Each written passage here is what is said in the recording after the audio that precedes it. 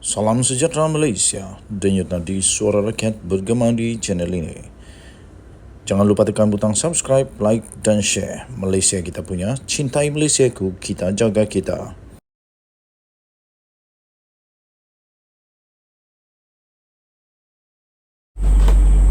Salam sejahtera Malaysia, selamat Hari Ahad. Selamat Hari Ahad, denyut nadi suara rakyat bergema di channel ini. Sanusi buat apalagi gempak lagi lah. Memang hebat lah dia ni.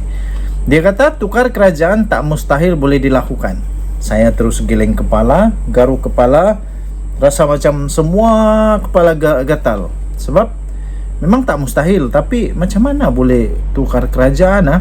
Macam mana boleh dapat tukar kerajaan? Sebab untuk tukar kerajaan, Perikatan Nasional perlu 52, kita cakap jalan 52 kerusi lah, untuk dapat menumbangkan Datuk Seri Anwar Ibrahim. Dari mana datangnya itu? Tapi tak apalah, kita kongsi sajalah apa bicara Sanusi ni. Dia kata tak mustahil. Kamu setuju tak? Tak mustahil. Saya bilang okey, betul, tak mustahil, tapi nak tahu juga macam mana caranya boleh dapat tumbangkan kerajaan tu. Datuk Seri Muhammad Sanusi Mat Noor mendakwa tiada yang mustahil. Tidak mustahil bahawa kerajaan perpaduan pimpinan Perdana Menteri Datuk Seri Anwar Ibrahim ketika ini dijatuhkan seperti kabar angin yang diperkatakan. Bagaimanapun, beliau yang juga adalah Ketua Pengarah Pilihan Raya Perikatan Nasional berkata tidak mengetahui sebarang rancangan yang dilakukan ke arah itu. Tak mustahil tapi tak tahu. Lucu juga. Katanya, saya tak boleh mengesahkan atau menafikan, tapi saya gembira sekiranya ia betul berlaku. Malah saya harap perkara itu berlaku, katanya. Janganlah, saya kata janganlah. Kita hormati, menjunjung titah Ketua Duli Yang Maha Mulia Seri Paduka Baginda yang di-Pertuan Agong. Agong tak mau lagi lah, ada lagi bertukar. Sudah cukup-cukuplah, kata Sultan Johor. Sudahlah, rakyat dah pening. Rakyat dah pening. Ekonomi tak pandai nak baik. Kerana apa? Sikit-sikit nak tukar, sikit-sikit nak tukar. Apa yang nak takut sangat? Bertahan sajalah 5 tahun. Jangan tanya saya, katanya, siapa yang terbabit. Saya bukan ahli parlimen, kena tanya mereka yang ahli parlimen. Katanya selepas beliau melancarkan Himpunan Jentera Pilihan Raya PN di Kedah, di Padang Awam, Gua Cempedak di sini pada malam tadi. Terdahulu timbulnya, kononnya ada kabar angin mengatakan PN sudah mempunyai sokongan seramai 126 ahli parlimen bagi membolehkan peralihan kerajaan persekutuan dilakukan dalam tempoh terdekat ini. Bagaimanapun, Anwar tak takut dan beliau juga mencabar pihak terbabit untuk mengemukakan usul undi tidak percaya ke atas Perdana Menteri pada sidang parlimen bulan ini, sekiranya pembangkang benar mempunyai sokongan yang mencukupi. Mengulas lanjut, Muhammad Sanusi berkata beliau percaya Anwar mengetahui mengenai perkara itu. Malah Perdana Menteri tidak pernah menafikan terdapatnya usaha untuk menukar kerajaan persekutuan. Katanya, kenapa dia Anwar takut? Mesti dia tahu, bukan? Jika dia tidak menafikan usaha menukar kerajaan, orang boleh kata itu cuma kabar angin saja. Dan dia juga tidak menafikan perkara itu. Tukar kerajaan tidak mustahil boleh dilakukan, katanya dalam kenyataan tersebut. Okey, setelah Anwar Ibrahim mencabar perkara itu, tiba-tiba ada satu kenyataan, kalau saya tak silap ada satu kenyataan daripada Bersatu yang dia kata mustahil, tak akan terjadilah mungkin. Okey, jadi saya pun sampai sekarang berkira-kira macam mana boleh ada 126. Lagi pula sekarang dah ada akta anti lompat parti. Jadi bingung jugalah macam mana itu boleh terjadi. Denyut nadi suara rakyat bergema di channel ini. Bye-bye. Salam sejahtera Malaysia, denyut nadi suara rakyat bergema di channel ini. Saya ingin kongsikan kepada anda semua apa negara boleh buat dengan 4.5 triliun ringgit Malaysia jika tidak lesang. Ini laporan khas, laporan khas yang saya ingin kongsikan.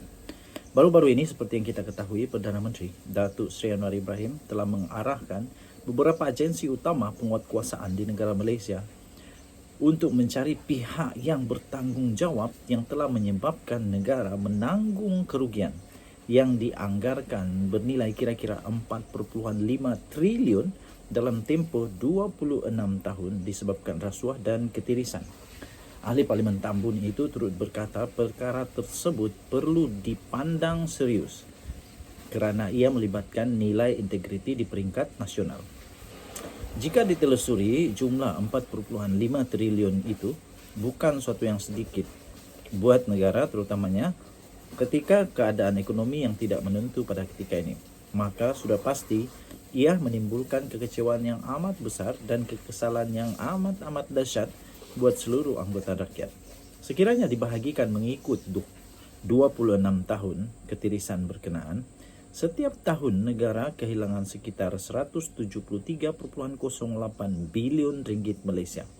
Bayangkan dengan harga hartanah yang melonjak sehingga 433,430 ringgit pada suku pertama 2022, jumlah 173,08 bilion itu sebenarnya boleh digunakan oleh kerajaan untuk membina sebanyak 399,423 buah rumah dalam masa setahun kepada mereka yang kurang berkemampuan.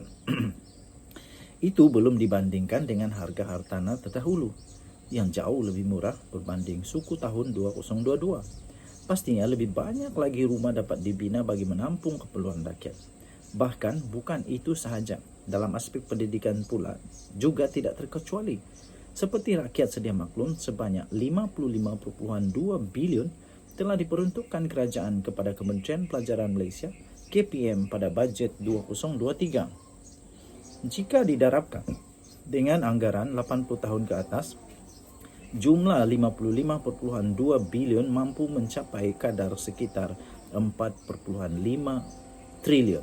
80 tahun. Apa maknanya?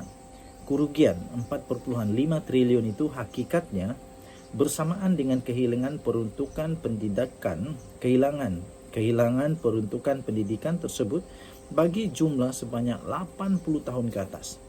Tambah memedihkan, ketirisan berkenaan berlaku dalam tempoh yang cukup singkat, iaitu hanya dalam 26 tahun saja.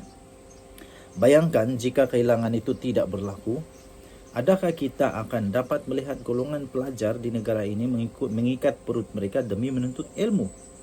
Mungkinkah terdapat sebarang gelandangan di jalanan atau golongan berpendapatan rendah B40 yang terpaksa menyewa rumah kerana harga hartanah yang mencanak naik?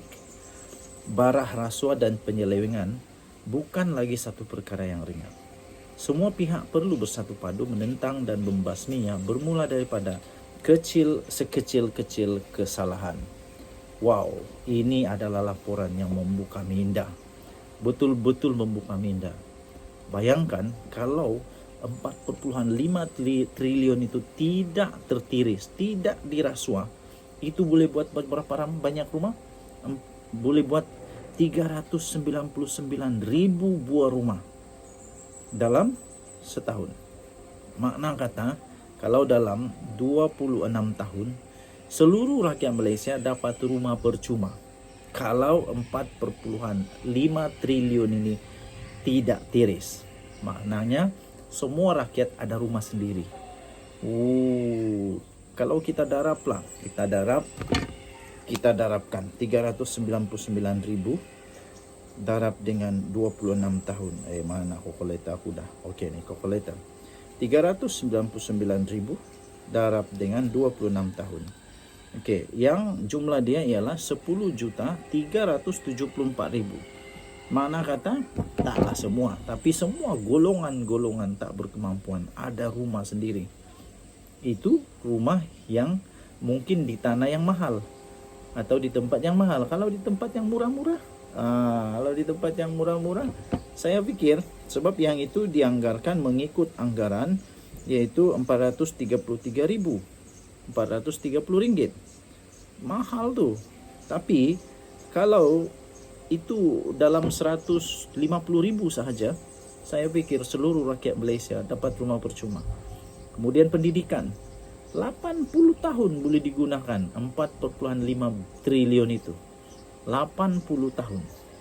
Tapi itu dihabiskan hanya dalam 26 tahun ketirisannya dan rasuah. Kita harus sama-sama mengalahkan rasuah dan ketirisan ini. Kita sokong kepada usaha murni untuk membasmi rasuah dan ketirisan, penyelewengan. Denyut Nadi Suara Rakyat, bergema di channel ini. Bye-bye.